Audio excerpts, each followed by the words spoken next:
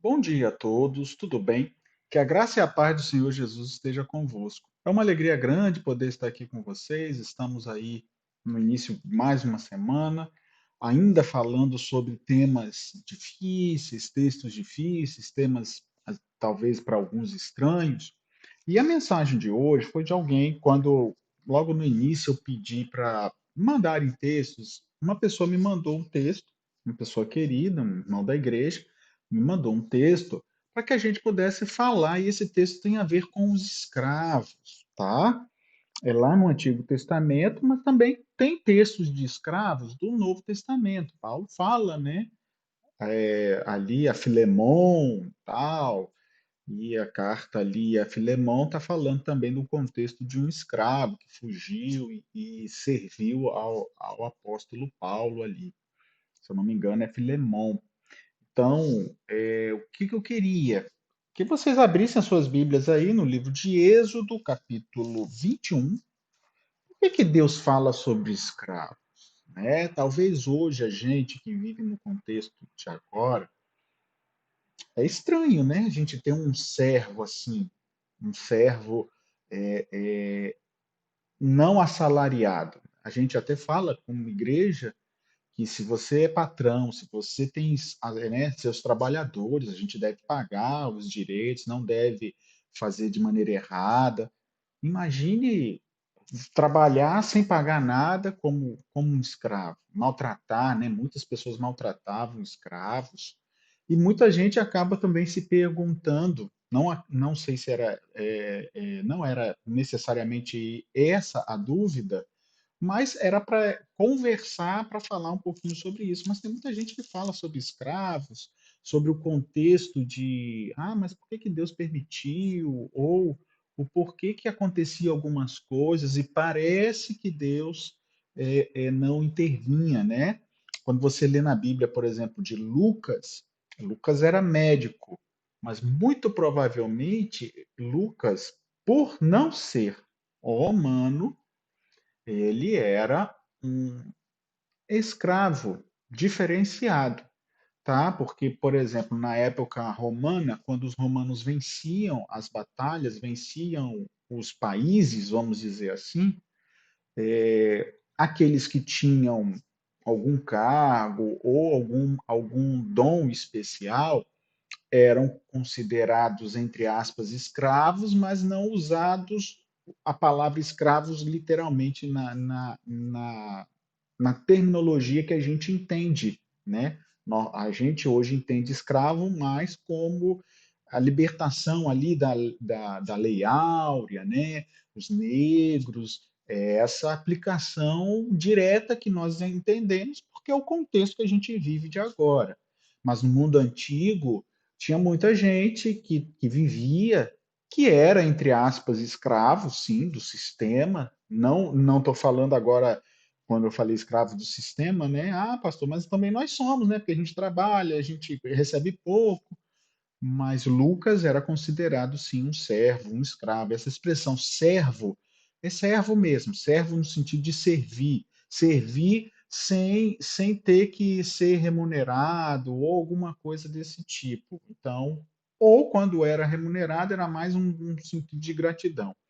Então, Lucas, a gente acredita também que fosse parte também de ser servo, só que não do mesmo modo como outros tipos de escravos. Então, tinha diferenças de escravos, tá?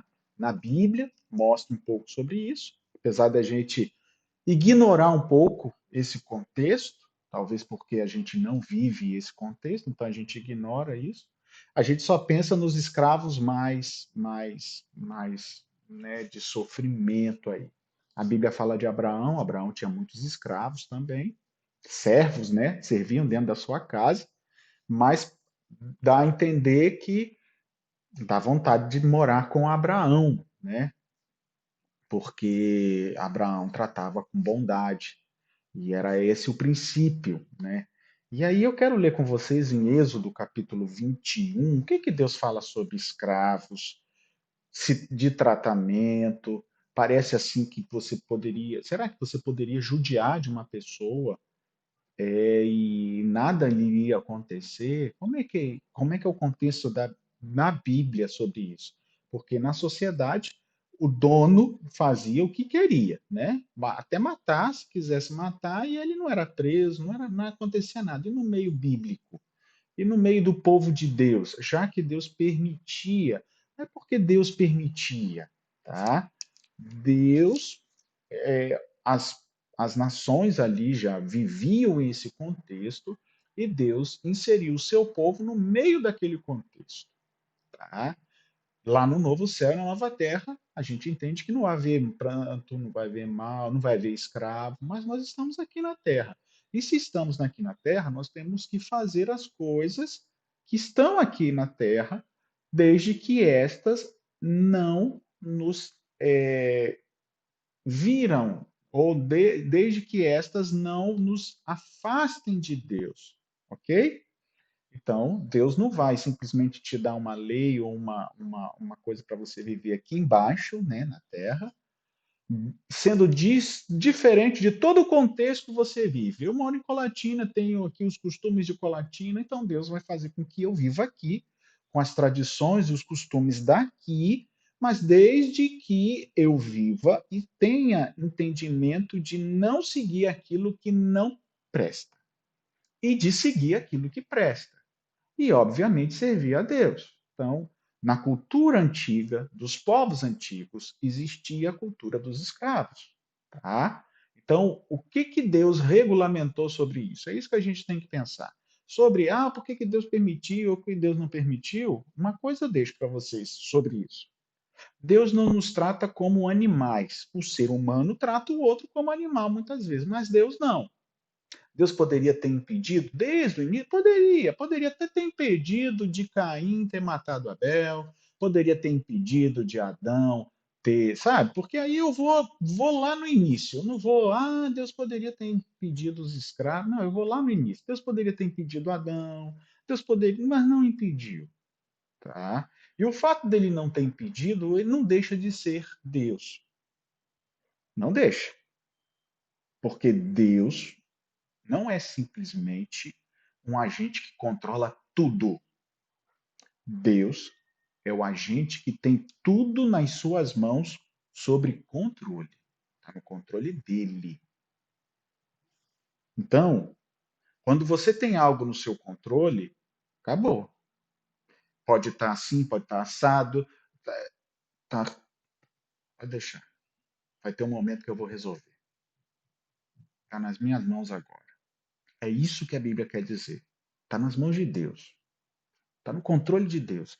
Deus tem o controle de tudo, é uma coisa. Agora, Deus controlar tudo é outra. Não, Moisés, você não pode ir por aqui. Pum, bota um negócio aqui para eu não poder andar. Isaac, você não pode também andar aqui. Pum, aí ele bota alguma coisa aqui. Ninja, você também está fazendo coisa errada. Tum. Que isso? A gente não é cavalo, não é burro, não é um cachorro que vive na coleira. Nós não somos assim. Os seres humanos não são assim. Os anjos também não são assim. Deus dá liberdade. Deus nos dá a liberdade para a gente fazer o que quiser, mas ele ensina o que é certo e o que é errado. Para nós, para os anjos, para todos os outros seres inteligentes. E há um grupo hoje, mesmo no meio dos pecados, que resolvem ou buscaram lutar para servir a Deus, que sou eu, você e outros. Temos lutas, dificuldades, mas a nossa vida, bem como a dos anjos dos céus, está no controle de Deus. Deus controla, tá? É dele. No momento certo, ele resolverá o problema. Acredito que já resolveu na cruz do Calvário. Já mostrou. Ele não só deu a garantia que ia nos salvar, mas já salvou. Agora já estamos indo, apesar de que para nós é muito tempo, é muito demorado, parece que Deus atrasa, mas Deus não atrasa. Deus tem o controle de tudo. Eu creio plenamente nisso. Ele não precisa controlar tudo. Eu tenho controle da minha casa, queridos, com todo respeito. Se eu não conseguir explicar antes, eu preciso explicar isso, apesar de parecer aí gastar um tempo, para aí a gente entender não só esse texto de escravo, mas todos os outros textos da Bíblia. principalmente com relação a isso, a escravos, porque existia. Daniel foi levado cativo, era para ser escravo, e de certa forma ele foi por um período, e foi levado cativo. José no Egito foi levado como escravo, foi vendido. Mas a gente não fala muito deles, mas eles eram, eles se sentiam, eles não eram daquele povo, mas se destacaram. Então, Lucas se destacou, era médico, né? Como é que você vai ter um escravo médico, você vai tratar de qualquer jeito? Não, você vai. Mas ele era de uma nação estrangeira. Então, o que eu, né, digo aqui para vocês, a minha casa está no meu controle. Se tiver algo pegando fogo, eu vou resolver. Ah, tem que apagar o fogo, tem que chamar isso, chamar aquilo, mas está no meu controle. Se alguma coisa não prestar e ali insiste, estou com uma máquina estragada, uma hora ou vou jogar fora, vou comprar outra, ou vou consertar. A casa está no meu controle. Agora, obviamente, eu tenho poder para controlar tudo. Se eu quiser tirar a estante dali, eu tiro. Se eu quiser tirar aqui, entende? Mas eu não faço. Então, Deus, mais ainda, ele tem um controle de tudo, mas não quer dizer que ele controla simplesmente a ferro e fogo, porque aí seria muito bom, né? Muito fácil. O universo inteiro estaria perfeito, mas todo mundo como robozinho. E Deus não quer. Deus quer que a gente sirva a Ele. Eu não consigo imaginar meu filho. Imagine meu filho sem pecar. Lógico, eu gostaria também de não pecar e meu filho sem pecar. Sim, papai, eu estou aqui, papai. O que que o senhor quer que eu faça, papai? Faz isso, meu filho. Ah, faz, vó. Papai, eu te amo muito, papai. Ou seja, coisas mecânicas. Você vai viver assim, mecanicamente, com alguém? Eu não ia querer, não. Agora, quando o seu filho fala, papai, eu te amo muito, sabe? Não estou aqui justificando ou querendo justificar futuramente os erros dele, mas eu estou querendo mostrar como Deus quer se relacionar conosco. Ainda mais, porque nós somos filhos de Deus. Então, pensando em todo esse contexto, vamos ler aqui, vamos fazer a oração e vamos ler Êxodo capítulo 21, a partir do verso 20. Bondoso Deus, nós vamos fazer uma breve reflexão sobre a época dos escravos, aquela época passada, na época do Antigo Testamento. Nos ajude a entender um pouquinho sobre isso. Te pedimos essas bênçãos, nos ajude a entender que o Senhor não controla tudo, porque o Senhor não precisa e o Senhor não quer. O Senhor deseja que seus filhos, suas criaturas sejam livres. Mas o Senhor tem o controle de tudo nas suas mãos. Uma coisa é o Senhor ter o controle de tudo. Outra coisa é o Senhor controlar. O Senhor não nos controla, Senhor.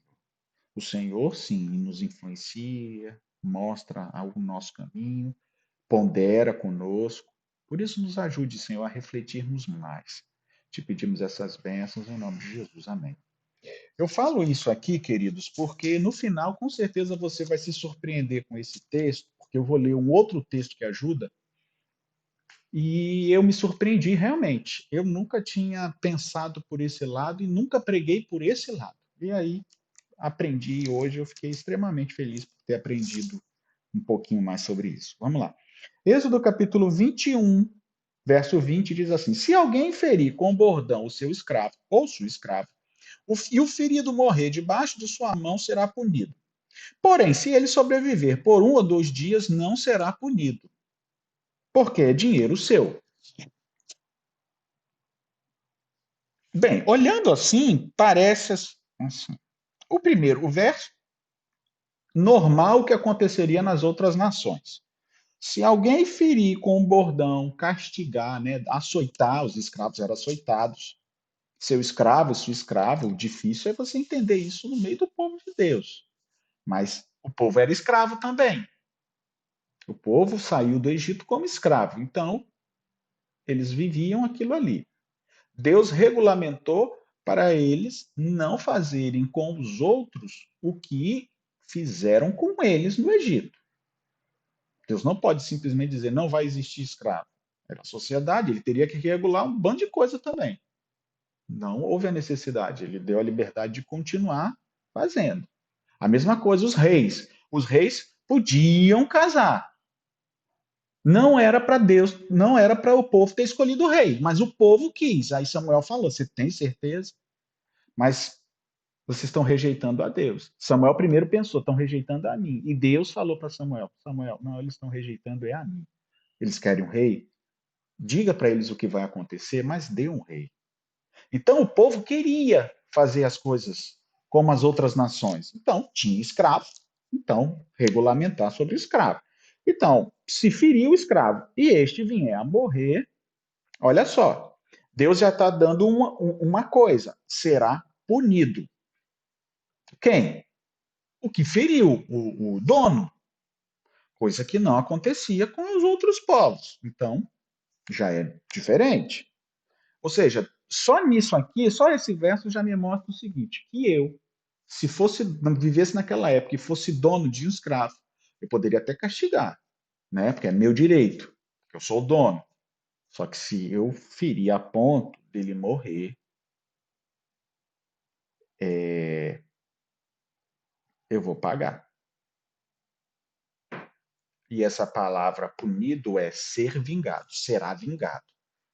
Moisés, se você matar o teu escravo, você vai ser vingado. E eu entendo essa expressão como vingado, queridos. Não é vou para cadeia, não, tá? Não sei se eram, se faziam assim, porque o ser humano é seletivo. Quem é mais pobre sofre mais. Quem é mais rico, esse aí tem muito dinheiro, não dá. Né? O príncipe em Israel, vamos dizer assim, não podemos. Né? Dá-se um jeitinho. Não foi assim lá?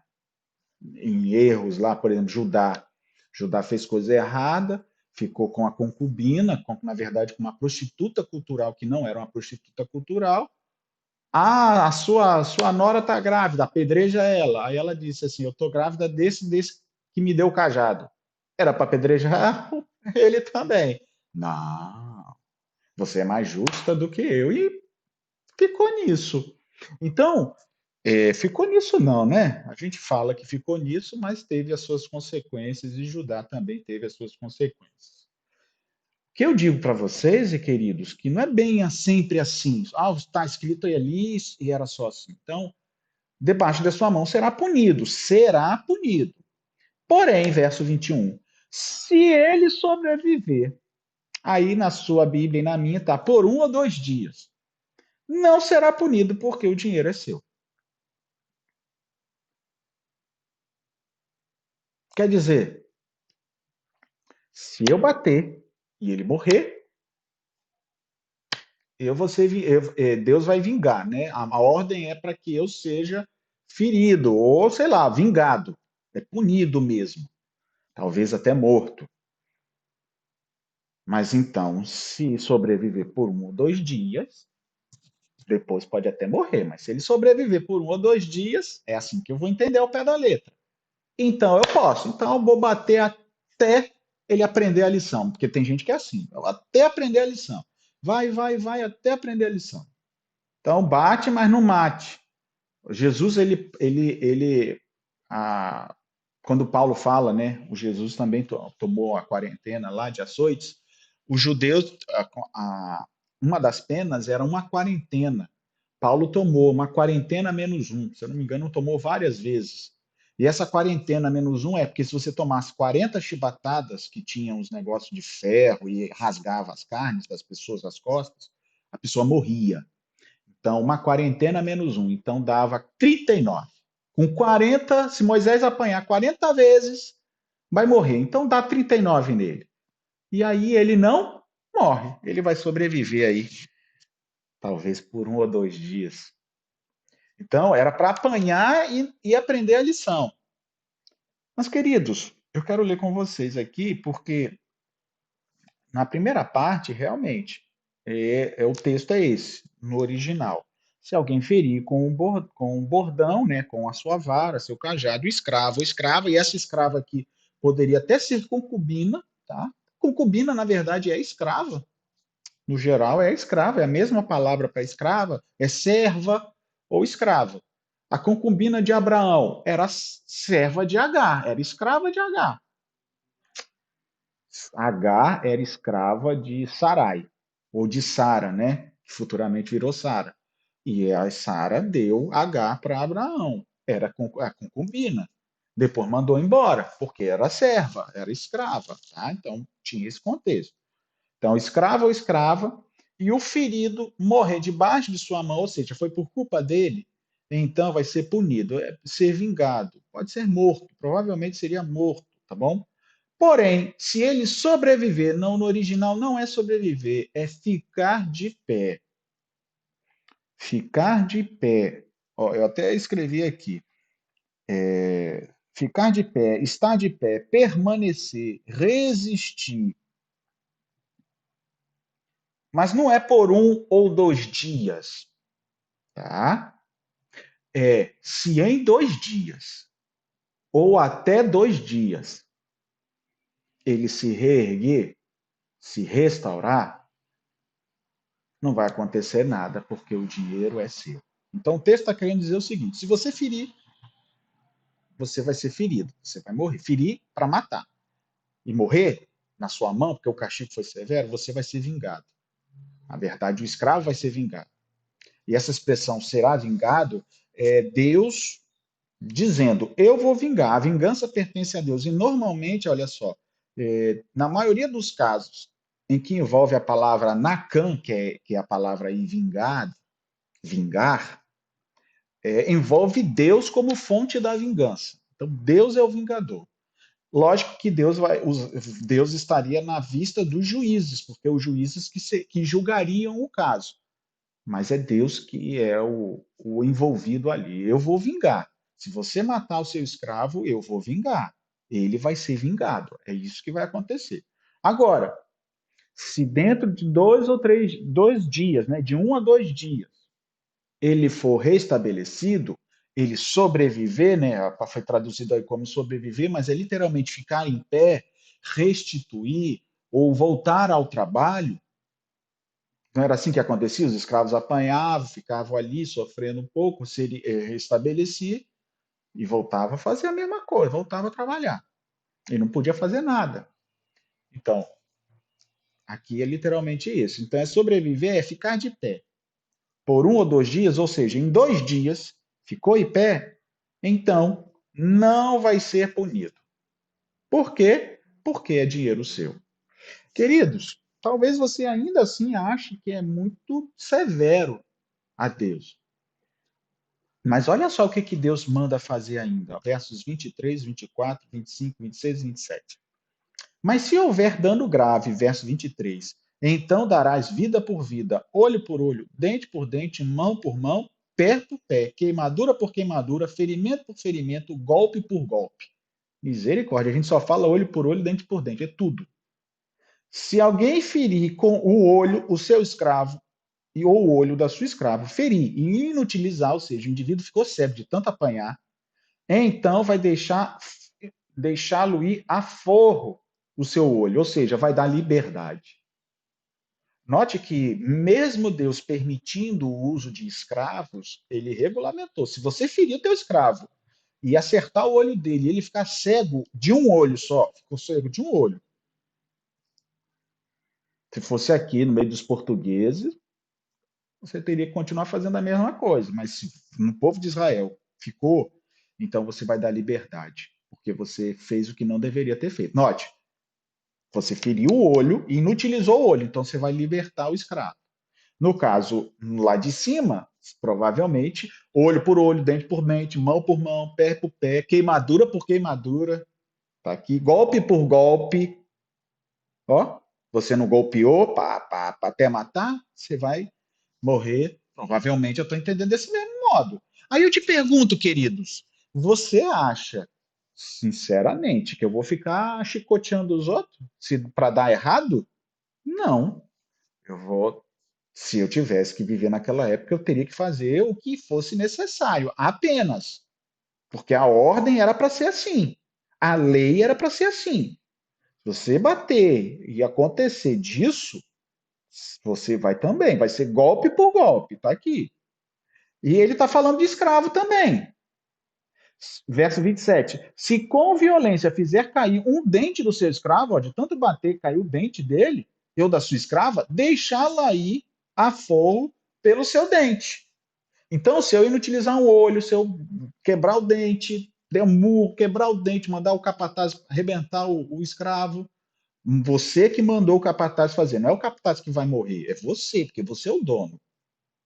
Você que vai dar liberdade também. Então, note, você consegue ver esse contexto na vida de Abraão, que tinha 318 dentro da sua casa?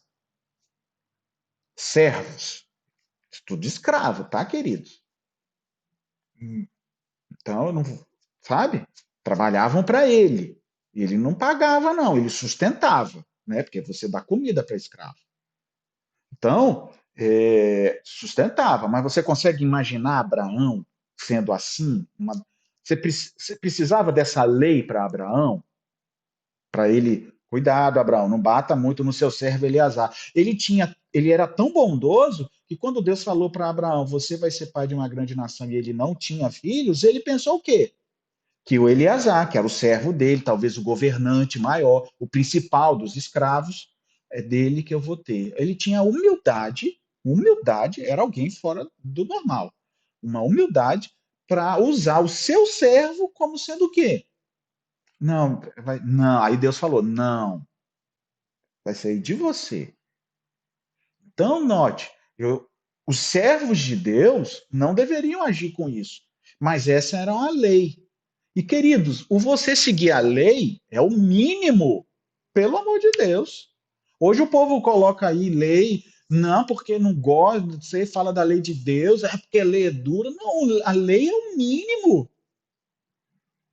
Não, não ande em alta velocidade, não faça isso, não faça aquilo. Aí quer dizer, eu tenho que andar lá no limite. Não, você tem até ali para fazer, mas não faça isso. Então eu não preciso estar no limite, eu posso fazer antes. A lei me regula até onde eu posso ir. A lei de Deus é a mesma coisa, até onde eu posso ir. Só que o povo coloca como se fosse, fardo. Que fardo, queridos? Fardo porque a gente quer viver livre, é igual aquele cachorro levado, que a gente manda ficar quieto, a gente dá liberdade. Aí o bicho não fica com liberdade, o que, que a gente bota? Bota na coleira. Aí se não bota na coleira, sabe? Aí vai prendendo mais ainda. Deus não age assim. Mas a sociedade precisa seguir leis. E agora eu quero ler um outro texto, porque quando você fala aqui, talvez venha na sua mente como veio na minha. Ainda bem que tem um Novo Testamento, né, pastor? Porque no Novo Testamento Jesus disse olho por olho, dente por dente. E agora Jesus disse que agora não era para fazer assim. Eu também pensava assim, queridos, mas é diferente. Jesus não estava anulando a lei, por isso que ele disse: não pensei que vinha anular a lei. Não vim. Está lá em Mateus 5,17. Não penseis que vinha abolir a lei. Não vim. E aí ele fala: ouvistes o que foi dito aos antigos? Olha só o que Jesus está querendo dizer aqui. Abra lá. E é isso que eu quero terminar. Mateus capítulo 5. Mateus capítulo 5, verso 38. Sabe por quê? Porque hoje procurando, olhando nos dicionários, e eu realmente entendi isso. A aplicação que Jesus faz, ele não está rejeitando a lei do Antigo Testamento acerca do castigo justo. Olho por olho, dente por dente, você vai fazer isso. Porque Deus colocou uma lei, uma regra. E essa regra existia. Existia escravos, existia servos, existia. E na época de Jesus isso também existia. Não poderia ter anulado. Mas então por que Jesus mandou ferir a face? Mas olha só. É, não está rejeitando a doutrina do Antigo Testamento acerca do castigo justo quando ensina que esta lei, a lei ali, não devia reger relacionamentos interpessoais. O que é isso? Fulano brigou comigo, meu vizinho aqui brigou comigo, me xingou, eu vou xingar ele também. Pisou no meu pé, eu vou pisar nele também. Sabe? Os judeus estavam usando os relacionamentos para um fazer com o outro, mão por mão, pé por pé, porque está na lei. Não, a lei não estava regendo relacionamento interpessoal. Não, a lei não era para reger o relacionamento interpessoal. Veio um assaltante na sua casa, matou você, matou sua esposa, ele vai pagar com a vida. É isso que está lá. Não é eu briguei com o vizinho, dei um murro na cara dele, quebrei o dente dele, ele agora tem que me quebrar. Por quê? Quando você vai lá e faz intencionalmente, aí você não é só o vizinho, entende? Você não é o vizinho, aí você passa a ser. Mas aí como é que isso vai fazer? Vai ser investigado. A Bíblia tinha os juízes, que eram os anciãos. Tá lá no capítulo, no próprio, olha só, no próprio Êxodo 21, Êxodo 21,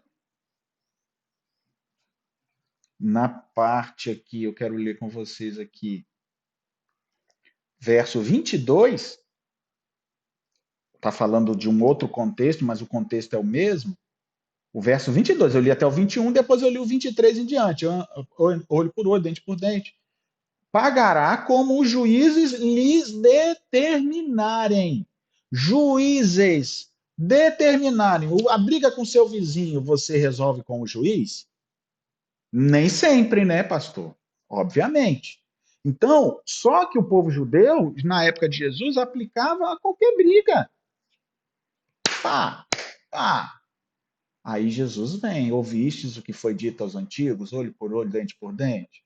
Vocês estão aplicando em relacionamentos interpessoal. Agora, se o vizinho entra comigo na justiça ou eu entro com ele na justiça, é um outro assunto. Eu dei para o juiz resolver. Então, se o juiz resolver, mão por mão, olho por olho, dente por dente, golpe por golpe, queimadura por queimadura, mas relacionamento interpessoal, sabe? Irmãos da igreja, não deveria. Lógico que naquela época não existia igreja assim, mas não era. Aí quando Jesus está dizendo assim, eu, porém, vos digo, verso 39, não resistais ao perverso. No original, essa palavra resistir é não se coloque contra. Contra quem? O perverso. Mas não o perverso, porque perverso a gente entende como ímpio, como mal. Mas a palavra aí é aquele atormentado pelos labores, aquele que está cheio de aborrecimento. Você tem aborrecimentos, irmãos? Eu tenho. Não tenho muito, mas tenho. Você tem algum aborrecimento? Jesus está dizendo: não fica resistindo, não fica provocando quem está cheio de labores, quem está cheio de aborrecimentos. Porque uma pessoa que está lá sofrendo, cheia de aborrecimentos, ela vai estourar se você ficar provocando, não é isso? Foi, nossa, quando abriu minha mente, eu falei, nossa, Jesus não está falando de perverso. Não, porque perverso na visão do que está contando, se fazendo de coitado. Porque quando eu brigo com o vizinho, estou dando um exemplo, tá, irmãos? Eu não brigo com o vizinho, pelo amor de Deus. Mas estou dando um exemplo, não vou dar outro exemplo, eu tenho que, prefiro usar-me como exemplo. Então, briguei lá com o vizinho. Aí, pastor, houve briga. Sim, porque aquele vizinho lá não presta. A gente chama ele de perverso lá. O vizinho lá não presta, perverso. Mas no original, não é perverso. É aquele que está cheio de labores, aquele que está atormentado pelos problemas. E às vezes você chega depois, no final do dia, num dia de trabalho, cheio de labores, atormentado. Eu te pergunto, você é um perverso? Talvez o que brigou com você diga na tua cara que você é um perverso. Mas aí, obviamente, quando alguém fala para você, é perverso, eu não, pastor. Poxa, pastor, eu estava assim, passei por isso, passei por uma humilhação, meu patrão me humilhou e tal. Cheguei em casa, meu marido brigou comigo, estou falando de esposa, ou vice-versa, o meu filho, sabe, houve. contando exemplos, por favor. Agora eu não estou falando de violência disso ou daquilo. E aí vem alguém e me incentiva tal, e eu perdi a cabeça e eu briguei, mandei para longe, para a China. Antigamente a gente mandava todo mundo para a China, né? Hoje a China trouxe um presente para a gente, então ninguém mais manda ninguém para lá, né? Mas antigamente mandava. Quando eu era pequenininho, vai para a China, vai para a China. Quantas vezes eu já mandei? Hoje eu não mando ninguém, ninguém, tá? Brincadeiras à parte, aqui perdi a cabeça, pastor. E aí quando você fala com a pessoa que perdeu a cabeça, o que que você fala? Vai lá, se desculpa com ela. Não é assim que você diz? Você precisa meter na justiça? Precisa? É isso que Jesus está dizendo. Eu, porém, vos digo: não se coloque contra, não registrais ao perverso, aquele que está atormentado pelos labores, aquele que está cheio de aborrecimento. Não. Jesus, aí foi traduzido por perverso, mas não é. Porque pode significar perverso, mas aqui não é o contexto. O contexto é daquele que está cheio de labores, cheio de trabalho. Qualquer que te ferir na face direita, ferir, ou pode te dar um soco, ou pode te dar um tapa, ou pode falar algo. Essa palavra ferir pode ser ferir também o seu brio, mas feriu você, te humilhou, vamos dizer assim, te humilhou. Tem gente que fala, pastor, tomar um tapa na cara é a maior humilhação que eu possa tomar. Sim, de maneira física mas você pode humilhar de outras formas, certo? Mas aqui é ferir realmente a face, mas pode também implicitamente te humilhar. Aí Jesus diz: volta ali, literalmente vire, dê as costas. Quando eu ouvi essa expressão no original, dê as costas, eu fiquei pensando, bem, dar as costas é o quê? Seja sincero, é para revidar? Dê as costas, filho. Vira. Não, mas está traduzido virar a outra face. Eu vou chegar lá, né? Mas não fala outra face. Vire a outra. Só está escrito outra ou outro. Porque pode significar virar a face. Mas o texto também quer dizer: vire as costas, filho.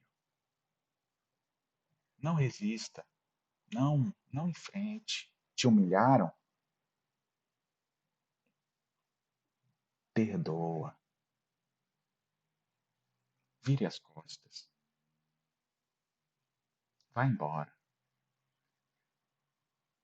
Não resista. Não incentive. No sentido de mudar a conduta. Mude a sua mente, filho. Você quer vingança. Muda a mente. Muda a sua conduta. Dê as costas. Volta. Como militar, meia volta. Vou ver. E aí o que que a gente faz? Meia volta. Sabe, queridos, eu chego a me arrepiar porque eu nunca preguei assim, nunca vi, nunca li esse texto assim. E foi através do que o irmão perguntou, pastor, escreve lá sobre os escravos. E quando Jesus usa o mesmo texto, porque o contexto é olho por olho, dente por dente. Jesus está dizendo assim, filho, está na lei, olho por olho, dente por dente. Não use isso para relacionamentos interpessoais. E é o que a gente faz hoje, né? A gente briga demais com os outros. A gente quer, até irmão de igreja, fica com raiva, senta do outro lado, sai da igreja. Se ele ficar nessa igreja, pastor, eu vou para outra. Dê as costas, filho. Deixa ele que está cheio de labores. Você tem a mim. Você tem a mim que te ama, que busca, que faz o melhor para você. Dê a outra face. Mas no original não tem a palavra face, só tem a outra. A gente é que fala, dê a outra face. Só no original, dê a outra. Dê a outra o quê? A face. Eu, sinceramente, se alguém me bater, eu não vou querer que me bata de novo. Então, filho, vire as costas. Vá embora. Mude a mente. Em vez de brigar, perdoa. Os discípulos eram vingativos. Quando Jesus falava de perdoar 70 vezes 7, eles não davam, não aguentavam. Mas a gente pode, porque a gente tem aprendido isso do Senhor. Quer você ser diferente? Quer você aprender a virar as costas para alguns problemas que vêm à tua tona? Você tem algum vizinho, ou algum amigo, ou um irmão em Cristo, ou algum parente que você tem brigado, que você tem usado esse texto, porque a gente usa muito, né, para as coisas da igreja. Tem muita gente evangélica que questiona também a igreja adventista, porque vocês seguem a lei, segue a lei. Sem lei a gente faz o quê? Vive na anarquia. Porque se a lei foi abolida, se a lei de Deus foi abolida, a gente está numa anarquia. O reino de Deus é uma anarquia. E eu sei que nem no mundo adventista, nem no mundo pentecostal, nem no mundo evangélico, nem no mundo católico, nem em mundo nenhum cristão ou judaico, eles entendem que Deus é um anarquista. Pelo contrário, todos nós amamos a Deus, todos nós somos irmãos em Cristo. Apenas, muitas vezes, a gente fala algumas coisas e a gente não pensa no que a gente falou. Então, pensando nesse texto, dê as costas. Jesus estava anulando a lei ali? O que você acha? Não. A lei diz isso, filho. Você está usando para relacionamentos interpessoais. Dê as costas. Lembra do que eu disse? Que a vingança sempre, normalmente, aplica-se a Deus como o vingador. Ele já disse: eu sou a vingança. A mim pertence a vingança. Deixa nas mãos de Deus. Se você tiver que comparecer perante ao juiz, compareça. A Bíblia diz aqui. Mas no dia a dia, que é a maioria dos nossos problemas, dê as costas. Mude a mente. Feche seus olhos, vamos orar ao Senhor. Pai, de maneira muito, muito, muito especial, agradecemos a Ti porque a Tua palavra ela é realmente infinita. Quanto mais a gente lê, mais a gente consegue compreender algumas coisas. Pequenas palavras, pequenos contextos mudam todo um significado do texto, como a gente aprende, e a gente vê que a gente precisa crescer mais. Jesus não estava anulando uma lei que foi criada por ele lá no Antigo Testamento para o povo de Israel, mas Jesus estava apenas ensinando a sermos melhores do que simplesmente seguir a lei. Nos ajude, Senhor, a sermos melhores do que o que a lei nos diz. A lei é apenas um parâmetro, ela não salva ninguém. Nunca salvou. Quem salva foi o Senhor na cruz do Calvário. Por isso, Senhor, se vier problemas na nossa vida, se estivermos enfrentando vizinhos, amigos que deixaram de ser amigos por causa dos problemas, nos ajude a dar as costas, virar a face. Virar a face e ir embora. Não virar a face para que outro bata na nossa cara, mas é virar a face, dando as costas e ir embora. Mudar a vida, mudar a mente, deixar de ser rancoroso. E, Senhor, se tivermos que usar a justiça, se tivermos que usar os meios que o Senhor os deixou na sociedade, como diz a Bíblia, deixe que os juízes julguem. Mas se não houver essa necessidade, se for um relacionamento aqui entre vizinhos, amigos, queridos, que deixaram de ser familiares, então, Senhor, nos ajude mudando a nossa mente para que a gente possa ser diferente. Nos abençoe no dia de hoje. Te pedimos essas bênçãos em nome de Jesus. Amém. Que Deus te abençoe e que a graça e a paz do Senhor Jesus esteja convosco.